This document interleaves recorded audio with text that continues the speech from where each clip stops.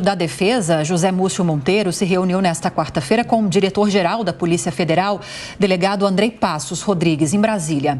O ministro também se reuniu com Flávio Dino, da Justiça, para alinhar a situação dos militares que possivelmente se encontraram com o hacker Walter Delgatti Neto. O André Anelli acompanhou tudo e tem agora as informações para você. Oficialmente, o ministro José Múcio Monteiro convidou o diretor-geral da Polícia Federal, Andrei Passos, para participar das comemorações ao Dia do Soldado, na próxima sexta-feira. As informações são do jornal O Estadão. Mas essa reunião entre as autoridades aconteceu após a recusa da Polícia Federal em fornecer os nomes dos militares que tiveram encontros com o hacker Walter Delgatti Neto. De acordo com a nossa apuração aqui da Jovem Pan, a Polícia Federal não passou as informações ao Ministério da Defesa porque o hacker foi ouvido em inquérito policial sigiloso em trâmite no Supremo Tribunal Federal. O responsável pelo inquérito é o ministro Alexandre de Moraes, a quem a Polícia Federal alegou que o pedido de informações deveria ser feito. Diante desse posicionamento, o ministro José Múcio Monteiro encaminhou nesta quarta-feira um ofício para Alexandre de Moraes com o objetivo de conseguir acesso aos detalhes sobre a reunião dos militares com o hacker, reuniões essas que ocorreram no ano passado na sede da pasta. A expectativa é que os militares sejam punidos pelo ministro. E assim como ocorreu após a reunião com o diretor-geral da Polícia Federal, o ministro da Justiça, Flávio Dino, também negou que tenha tratado com José Múcio Monteiro sobre a recusa dos investigadores de passar informações das reuniões do hacker com militares. Mas Flávio Dino disse que conversou com Múcio para tratar da relação do governo com as Forças Armadas. O ministro da Justiça sugeriu que os militares que se envolveram no 8 de janeiro ou em questionamentos eleitorais podem ter sido induzidos ao erro pelo ex-presidente Jair Bolsonaro. Temos a compreensão de separar o que são condutas institucionais de condutas individuais. E nós temos que lembrar também que, constitucionalmente, o comandante em chefe das Forças Armadas é o presidente da República. Então, nós estamos nesse trabalho de mostrar que não há uma atitude na investigação de ser contra as Forças Armadas, e sim identificar condutas de indivíduos, civis ou militares. Apesar dessas declarações, Flávio Dino reforçou que as possíveis punições devem ser individuais e não generalizadas às Forças Armadas. O ministro também postou nas redes sociais que as instituições militares são permanentes, essenciais e estão acima de eventuais crimes de alguns.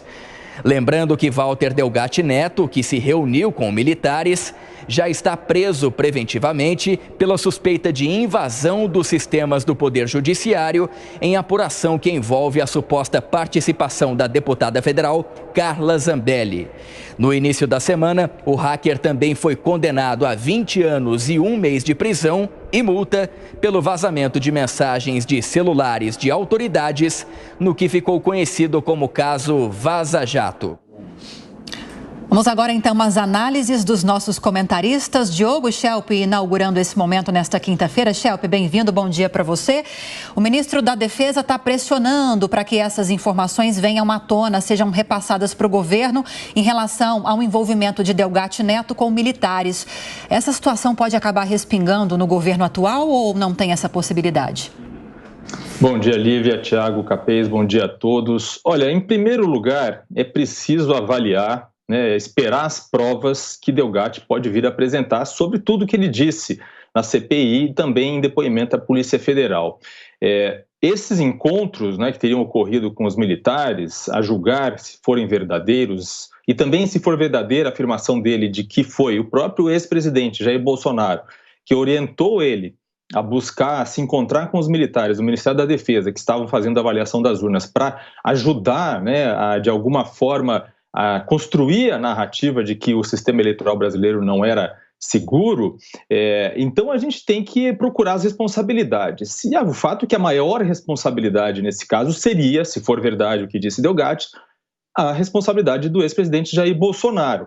Os militares, segundo consta em informações de bastidores, alguns deles que faziam parte desse grupo se encontraram com Delgatti e teriam, na versão deles, concluído que Delgatti não tinha nada a acrescentar nessa avaliação das urnas eletrônicas. Então, pode ser prematuro puni-los se eles cumpriram uma ordem de se encontrar com o hacker e concluíram que ele não poderia servir de nada para essa avaliação. Por fim, a última questão é que as Forças Armadas, o Exército, precisam se posicionar mais firmemente em relação a vários fatos que vêm surgindo sobre a atuação de alguns de seus membros. Por exemplo, no caso da tentativa de venda de joias da presidência.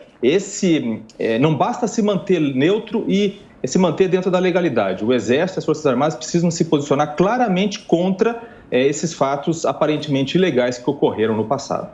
Fernando Capês conosco também. Capês, bem-vindo. O governo adota uma postura correta ao tentar pressionar essa cúpula para obter mais informações ou é uma questão mais política nesse caso? Muito bom dia, Tiago, Lívia, Diogo. Olha, o encontro em si do hacker com membros das Forças Armadas, com o presidente da República, mostra apenas uma conduta imprudente até esse momento. É imprudente sentar-se com um bandido condenado a mais de 20 anos por se tratar de um invasor de sistemas privados, sistemas eletrônicos e informáticos privados. Também, ele, mesmo após ter sido condenado, ele disse que voltou a invadir sites do CNJ, do TSE, falsificar mandados de prisão. Então, é absolutamente imprudente e inadequado. Agora, o que é importante apurar é o conteúdo dessas conversas. Ouvir um especialista em invasão de sistema eletrônico eleitoral para saber se as urnas são seguras ou não, pode ser uma conduta imprudente, uma conduta inadequada, mas simplesmente ouvir não é crime. Agora, é preciso verificar se o que o hacker fala é verdade. O problema é que a palavra do hacker não tem nenhuma credibilidade. É um falsário contumaz. De maneira que, claro, é preciso fazer as investigações, mas é preciso também analisar com cautela o conteúdo dessas conversas. Olha, mais de 8